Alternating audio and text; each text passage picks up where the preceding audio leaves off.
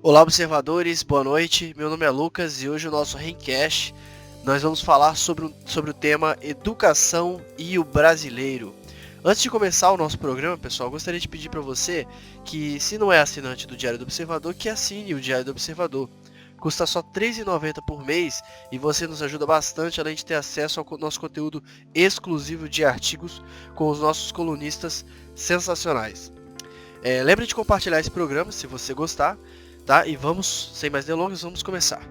O nosso convidado de hoje é o André Barreto. Boa noite, André. Boa noite, Lucas. Tudo bem? Tudo ótimo. E você, tá bem? Tudo certo? Tudo bem. Tranquilo. Para quem não conhece o André, ele é professor de filosofia e já trabalhou com ensino básico regular em nível técnico público e privado. E recentemente ele escreveu um texto muito interessante para o Diário do Observador, chamado O Flagelo da Educação, onde ele colocou o seguinte tema, né? Eu vou ler aqui o primeiro parágrafo para vocês terem ideia do que a gente vai tratar aqui hoje. E o texto começa o seguinte, abre aspas: trabalho na educação desde 2012. Em 2019, tudo que quero é bem simples, sair. Nesse intervalo de tempo, já trabalhei com ensino básico regular, em nível técnico público, público e privado. Nenhum me convenceu. Tenho revelado para alguns alunos que, embora em alguns momentos a discussão ideológica seja devida, esse embate ou o papel do Estado na educação são coisas pequenas a ponto de não valer a pena brigar por causa delas quando o assunto é resolver os problemas da educação. É claro que o predomínio esquerdista na pedagogia e a maneira com que os governos atuam pode piorar o que já é ruim, mas não creio que nem a neutralidade ideológica, ou o máximo possível disso, e nem o Estado enxuto, ou tampouco o ministro da Educação beato, podem resolver o problema maior subjacente e por vezes velado. Eu vou deixar o artigo dele aqui no link, tá, na descrição do YouTube. Para quem quiser acessar, pode entrar no nosso site e nos artigos do André. Vocês vão encontrar lá o Flagelo da Educação. Lembrando que ele está na nossa área para assinantes hoje. Você assinando por R$ 3,90 você tem acesso a esse artigo fenomenal que o André escreveu pra gente. André, o seu texto, no caso, você se refere sobre um problema que assim, seria maior do que o problema que a esquerda traz à educação brasileira, que é o que você colocou até no segundo parágrafo, uma ojeriza do brasileiro pela educação. Então, fala pra mim assim, não é os péssimos resultados que o Brasil tem na educação, não é culpa então só de Paulo Freire e companhia, né? Os movimentos ideológicos políticos de esquerda não são os únicos ou nem tampouco talvez os principais responsáveis pela tragédia da educação brasileira? É isso aí, Lucas. Antes de dar continuidade à resposta, eu quero fazer dois destaques. Primeiro, reforçar a mensagem. Todos, por favor, assinem o Diário do Observador. Não sei aí ao redor do Brasil como funciona, mas aqui em São Paulo, um bom café expresso no centro de São Paulo é R$5, R$6 e você pode assinar o Diário do Observador, contribuir para a causa, manter o site vivo e firme por apenas R$3,90, ou seja, menos que um café expresso no centro de São Paulo. E uma segunda coisa, queria agradecer a figura do Lucas, que me dá liberdade editorial para escrever sobre os temas que eu me sinto à vontade e os temas que eu me sinto à vontade naquele momento específico.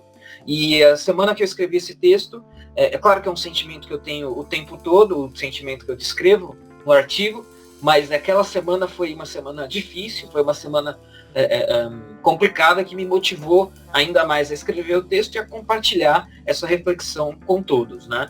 E caminhando aí mais na resposta da pergunta, eu costumo dizer algumas coisas que às vezes podem soar meio polêmicas e podem soar até meio assim fogo amigo, mas não se trata disso. O problema da doutrinação ideológica, ele existe e ele é um grande problema. Porém, eu costumo falar o seguinte: para um sujeito ser doutrinado, ele precisa ser doutrinável. E o que eu vejo da minha experiência, que é claro, sempre é a minha experiência, mas eu não acredito que seja uma experiência limitada. Eu tenho aí uma abrangência bastante grande, 7 anos de experiência na educação, em diversos níveis. E essa experiência me diz que uma parte grande do corpo discente, né, do alunado, hoje, ele não vai ser doutrinado, não porque os professores não queiram, não porque os professores não sejam induzidos a isso nos seus cursos de formação, porque a educação é, como todos nós sabemos, uma seara dominada pela esquerda. Mas porque simplesmente essa massa, ela é indoutrinável. Então, o cara que vai para a escola, vai para o colégio, para mexer no celular, para ficar jogando joguinho, etc, etc, ele não vai. Se você pode colocar lá o professor dando aula de marxismo, e você pode colocar lá o professor dando aula de filosofia clássica. Para esse cara não vai fazer muita diferença. Ele não vai nem absorver Platão em grego e nem vai também absorver os ensinamentos marxistas. Então isso é um problema que me parece vem antes, portanto, né, por uma questão lógica inevitável, vem antes da questão ideológica e da doutrinação, e é um problema que precisa ser atacado e combatido. Muitas vezes a gente fica debatendo, e temos que debater, eu não estou falando que esse debate não deve existir, mas a gente fica debatendo quais as medidas precisam ser tomadas, e é um debate válido, mas se a gente não resolver um problema ulterior aí, que é simplesmente o fato que o brasileiro não é um povo, até então, apto para a educação e para educar-se, você pode colocar lá alguém da maior boa vontade, o ministro beato, como eu digo no texto, que nada disso vai resolver o problema, porque o sujeito não está simplesmente predisposto a aprender. Né? Então essa é um pouco a minha visão aí a respeito desse problema, ou seja, vem antes do problema da doutrinação. Ô, André, e essa ojeriza, né, igual você botou no segundo parágrafo, esse é um problema que não é recente, né? Tem um texto do Olavo de Carvalho que ele fala muito sobre isso, sobre essa questão do saber no Brasil, na cultura, no estudo, ser muito uma questão de adorno, para a pessoa parecer bonitinha, parecer polida, muito mais do que um amor ao conhecimento em si. E nesse texto ele até cita, né, aquela frase muito, muito engraçada do texto do Lima Barreto, do seu conto de O Triste Fim de Policarpo Quaresma, né, que é o "Pra que tanto livro se não é nem bacharel?".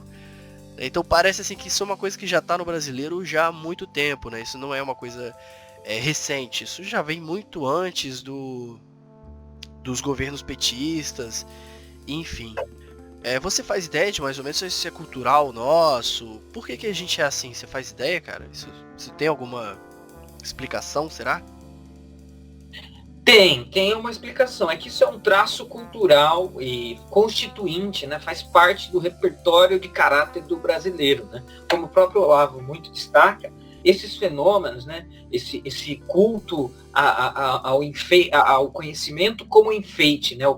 Eu tenho uma metáfora própria, mas vai nesse mesmo sentido do ponto que o Olavo fala. O brasileiro, ele vê a educação, ele vê a leitura de um livro, ele vê a aquisição de erudição, a aquisição de cultura, mais ou menos da seguinte forma. Pensa que você está montando uma árvore de Natal. Né? Então, o que você faz quando você vai montar uma árvore de Natal? Você coloca lá o tronco, digamos, né? Os galhos, os primeiros enfeites, o pisca-pisca, e no final, você coloca uma estrela na ponta, que se tiver, ótimo, né? Fica legal, uma estrela na ponta da árvore, mas se não tiver também, não tem problema, a sua árvore está montada, está completa. Então, o brasileiro vê o conhecimento, etc., mais como isso, é a cereja do bolo, para ser, e que serve como adorno, né? Como você bem colocou. E isso já é histórico, né? Machado de Assis já documentou isso nas suas obras, o próprio Lima Barreto, como você citou. Aqui eu acho que a gente pode talvez se reportar também a um outro cara que tentou estudar o caráter brasileiro, e não é tão conhecido, que é o Paulo Prado, que tem um ensaio excelente, que chama Retrato do Brasil, se eu não me engano. E nesse livro ele defende que o brasileiro, na verdade, é um povo triste e não um povo alegre, ao contrário do papo furado constante, né? O brasileiro, o povo alegre e tal. E lá ele fala que o brasileiro ele foi formado, ele foi constituído por três coisas: pelo português que vinha de Portugal, e ele português era o brasileiro, né? Ele era um profissional do Brasil, entre aspas, no sentido de que ele vinha de Portugal, deixava a Dona Maria lá em Portugal, queria vir para cá enriquecer e voltar para Portugal. Não tinha a menor intenção de fincar raízes aqui. O indígena que estava aqui, estava no meio do bolo ali do processo colonial, etc. E depois o negro escravizado, que foi trazido da África e foi jogado aqui no meio desse balaio. E uma vez que esses 3 grupos estiveram aqui, foi um oba-oba, uma mistura dos 3, e não quer dizer mistura racial, mas mistura dessas ideias, e nenhum dos 3 tinha aí um fundamento, um apreço cultural para implicar no Brasil, né? Diferente da América Espanhola, que a Espanha sempre, né, criou 100 anos antes de ter uma universidade no Brasil, já tinha universidade na América Espanhola, porque a Espanha tinha, né, não porque a Espanha era boazinha, né, por isso, mas fez uma universidade antes. Quando as universidades chegam no Brasil, elas chegam 100 anos depois, e ainda era com o propósito já desses filhos desses portugueses poderem estudar. Então era mais assim, era um benefício para esse grupo, e não uma ideia de fincar uma raiz e estabelecer uma cultura, etc, etc. Esse culto ao diploma, culto ao canudo, né? Parece aquelas festas de formatura em que você recebe o canudo e o canudo tá vazio, né? Ou o canudo tem confete lá dentro, que é só para você abrir e jogar pro alto. Isso, metaforicamente, isso é mais ou menos a postura que o brasileiro tem. Muito engraçado isso aí mesmo. O brasileiro diante do conhecimento, diante da cultura, é isso. Ele segura o canudo para tirar a foto, né? Mas lá dentro tá vazio, tá oco, não tem nada. Então é meio que por aí. A gente, tem inúmeros exemplos disso, né? O Brasil, por exemplo, é o país com mais bacharéis em direito. Se você pegar todos os bacharéis em direito do mundo e somar, não dá a quantidade de bacharéis em direito que tem no Brasil. E claro que isso não é revelador apenas da questão de ter um diploma para prestar um concurso, mas também da quantidade de leis que a gente tem, do tamanho do Estado, etc., que são outras questões. Mas é um pouco isso, o negócio o Bolsonaro e o Vélez, eles tiveram algumas falas que obviamente foram deturpadas e tiveram outro sentido quando eles disseram, dado pela imprensa, mas o Bolsonaro chegou a falar que diploma no Brasil é um fetiche. E é mesmo, né? E é mesmo, as pessoas querem ter um diploma, não pelo conhecimento que elas vão adquirir, mas para dizer que tem um diploma. E aí como é que o mercado responde a isso? Saiu hoje na Gazeta do Povo, ou ontem, uma matéria dizendo que 11% dos diplomados no Brasil ganham mas ganham um salário mínimo. Então o cara tem um diploma universitário, um diploma de ensino superior, né? Aquilo que já foi considerado. O que é o ensino superior? É a universidade, é quando você adquire um conhecimento de dimensão universal, uma coisa grande, uma coisa importante, pelo menos deveria ser. Mas isso para nós virou meio que um fetiche, um adorno, um enfeite, uma coisa assim, só para mostrar, sem nenhum conteúdo, tal qual o canudo das festas de formatura. Perfeito.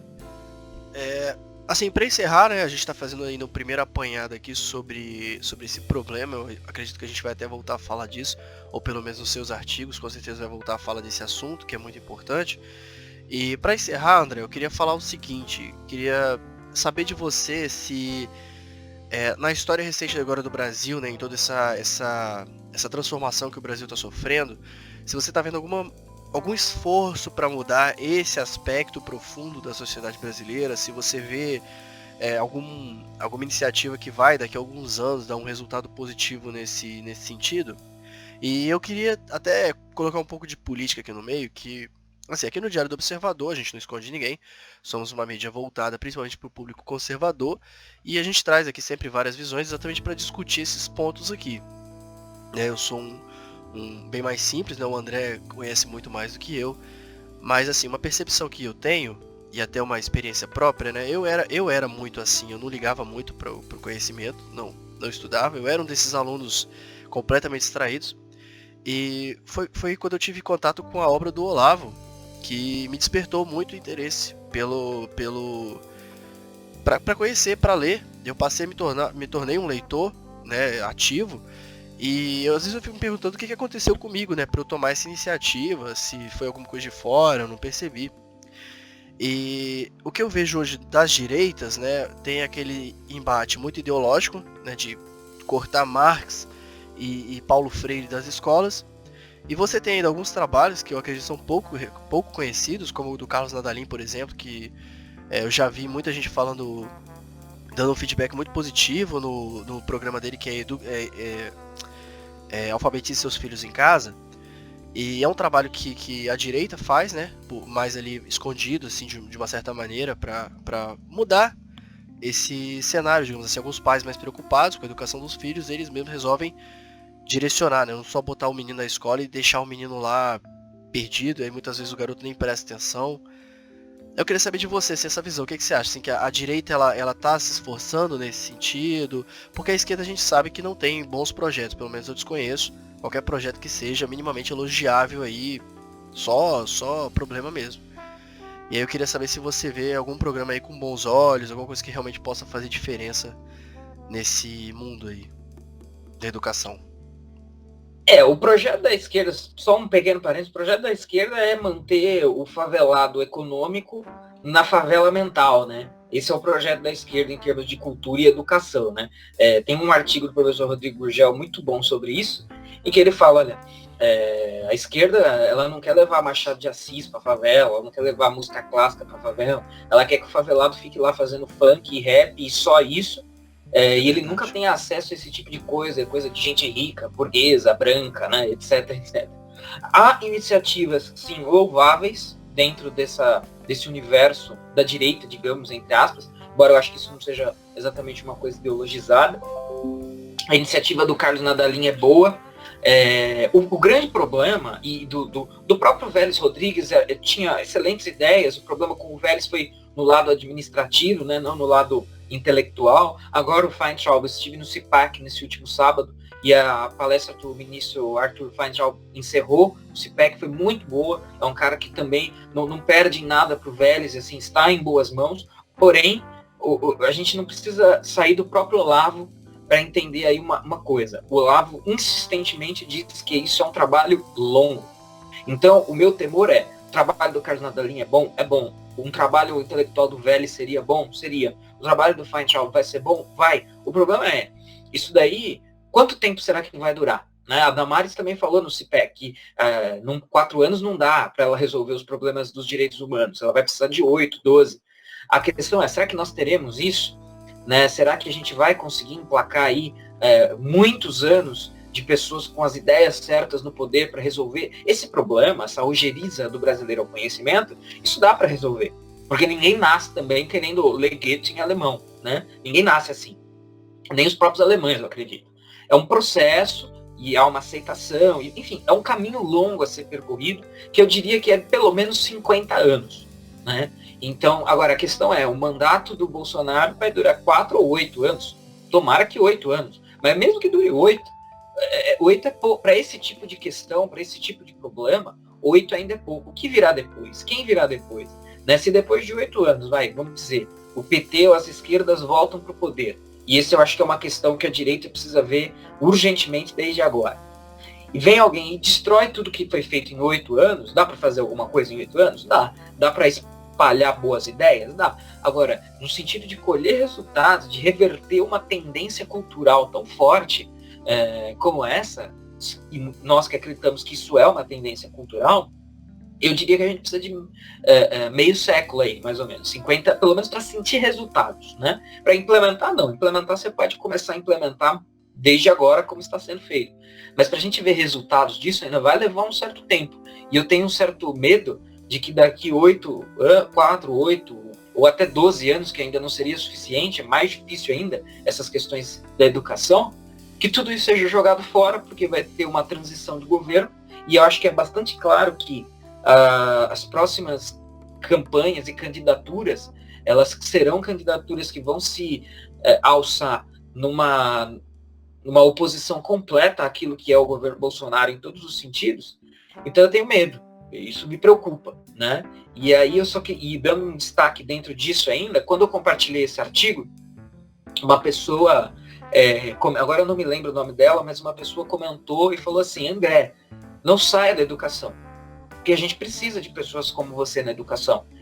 E aí esse é um comentário que mexeu muito comigo, eu fiquei pensando muito sobre isso depois. E assim, é realmente uma coisa muito difícil, porque uma outra coisa que eu costumo falar é que eu tenho a impressão que daqui mais 5 anos a gente vai entrar na sala de aula e vai pedir para o aluno do ensino médio para ele fazer um desenho livre, para ele fazer o babebi bobu numa folha de caderno e copiar 10 vezes, porque o nível está muito baixo e está se degradando muito mais, né? Outra coisa que eu falo, eu tenho 28 anos, há mais ou menos 10 anos atrás, 10, 11 anos atrás, eu estava no ensino médio. Quando eu estava lá, estava bom? Claro que não. Mas assim, nos últimos anos, eu notei em 7, e eu tenho 7 anos aí mais ou menos de carreira, eu notei uma deterioração muito grande para um período de tempo aí muito curto. Então 7 anos é muito pouco. A gente não está falando da deterioração que dá para observar se a gente comparar com as décadas de 70, 80, quando se aprendia latim, francês nas escolas, né? Os professores de física ensinavam maravilhosamente bem e os alunos aprendiam porque tinha que aprender na marra. Eu não estou falando dessa deterioração, porque se a gente for puxar para esse lado, aí realmente o apocalipse zumbi já chegou, né? Mas em um intervalo de tempo muito curto, de menos de uma década, houve uma deterioração muito grande. E se isso daí não for puxado o freio de mão, eu tenho medo, daqui 5 anos, como vai estar. E aí eu acabo me sentindo subaproveitado, porque eu conseguiria fazer muito mais, conseguiria fazer muito melhor, mas não dá para fazer isso com as paredes, eu tenho que fazer isso com a educação. O Michael Oakeshott, né, um filósofo conservador, tem um texto muito bom sobre educação, e ele diz lá que a educação ela é dialética, ela é uma via de mão dupla. Então não adianta você colocar aquilo que eu falei, um ministro beato, um professor maravilhoso, e não tiver uma duplicidade e uma cumplicidade, o negócio não funciona. Não adianta, e isso me preocupa muito. Né? Não sei realmente, não sei se daqui 5 ou 10 anos eu estarei na educação, talvez sim, talvez não, talvez em outro nível universitário, talvez esteja com menos aulas do que eu tenho hoje, porque eu pretendo investir em outros aspectos da minha carreira, como palestrante, como tradutor, como editor, como articulista e tal. E eu não sei como vai estar. Eu sou preocupado. Ô André, sabe qual é a pior parte? O que se constrói em 8 anos, com muito sangue e suor, em 1 ano dá pra destruir muito fácil. Exatamente. Essa é a pior parte. O professor Ricardo da Costa, que eu encontro de vez em quando, né, autor dos livros Impressões da Idade Média e Visões da Idade Média, ele chegou a comentar comigo assim que ele acredita que a educação ainda vai piorar muito antes de melhorar, até porque os professores que são formados hoje são formados por professores cada vez mais deteriorados, digamos assim, né?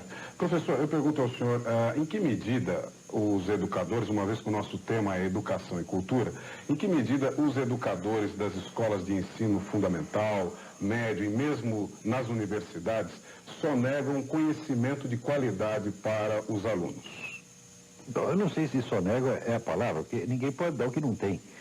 Quer dizer, a atual geração de professores já é vítima de uma deterioração que vem assim, há 30 ou 40 anos, vem declinando.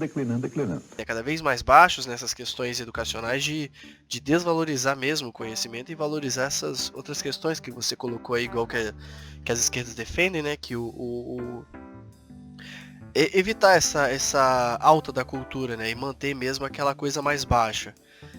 E, bom, nesse quesito político, né? De que o governo vai passar e 8 anos de trabalho pode ser destruído muito fácil, você veria assim, a necessidade mesmo é de criar uma onda cultural mesmo, algo completamente à parte do governo, que sobreviva à parte do governo e tenha uma força própria. Só isso para vencer, senão não tem como, não é? O que você imagina? Esse seria o caminho, né?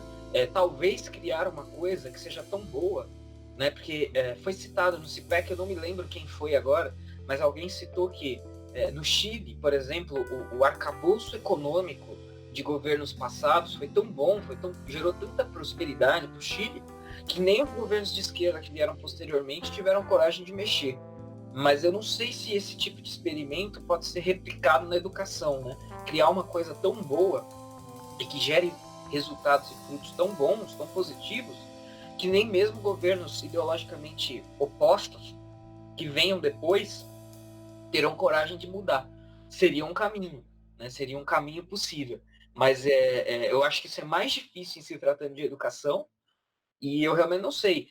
O governo vai passar, mas vamos torcer para que em 2022 o Bolsonaro se reeleja, em 2026 seja, sei lá, o Dudu, Bolsonaro, e por aí vai, né? Quem sabe não se emplaca aí uns 30 anos de governos com boas ideias para a educação e a ponto de a gente chegar até a colheita dos resultados. Mas eu realmente não sei. Você mencionou o Ricardo, só sendo bem breve aqui, muitas vezes quando eu passo essa mensagem que pode ser chamada aí, entre aspas, de pessimista a respeito da educação e das coisas, muitas vezes as pessoas falam assim, não, cara, você é um cara inteligente, daqui a pouco você está no ensino universitário. Mas aí que tá, quem conversa com o Ricardo, por exemplo, e não precisa ser o Ricardo, pode ser outros professores universitários, as pessoas que estão na universidade falam as mesmas coisas que eu falo. A única diferença é de nível. O cara tá lá, eu tô um pouco mais abaixo. Tem uma diferença aí. Claro, o professor universitário ele vai ganhar mais, ele pode estar engajado em pesquisa científica, é melhor, mas nessa questão do público discente estar com um nível cada vez mais baixo, isso é uma tônica da conversa de todo mundo que faz parte do universo da educação. Você recebe mais para sofrer o mesmo desgosto. Exatamente. Pois é. Para comprar remédio, né? Ou pelo menos isso. Ô André, muito obrigado pelo seu tempo que você disponibilizou pra gente ter esse rencast aqui, esse bate-papo.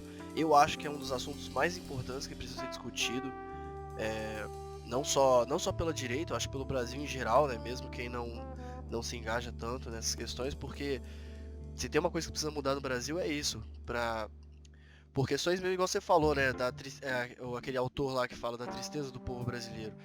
Se tem uma coisa que precisa mudar no Brasil, sinceramente é isso. Esse desgosto com a educação. Sem dúvida nenhuma. Acho que, enfim, é hora de pôr as barbas de molho.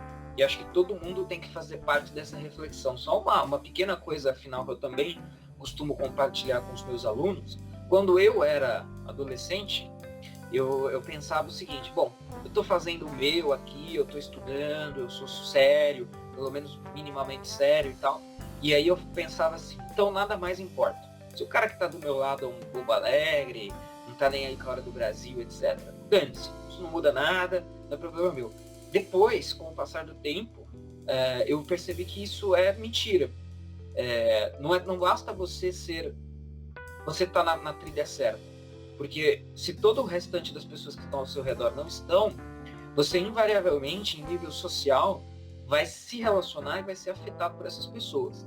Então você vai estar no trânsito do lado de uma pessoa assim, o ônibus vai ser dirigido por uma pessoa assim, o cara que é técnico de enfermagem e vai colocar um soro na sua veia vai ter vindo do universo escolar. Então não dá pra gente se isolar totalmente dos problemas oriundos desse universo, né? Então é uma coisa que realmente todo mundo precisa parar, refletir, pôr as barbas de molho e ver o que pode fazer. Perfeito. Muito obrigado por ter ouvido aqui o nosso Rencast. Eu vou encerrar por aqui. André, vamos ver então se a gente marca depois de conversar um pouco mais sobre esse assunto, conforme seus artigos vão saindo nessa área, que eu acredito que você tem muito mais coisa para falar sobre isso.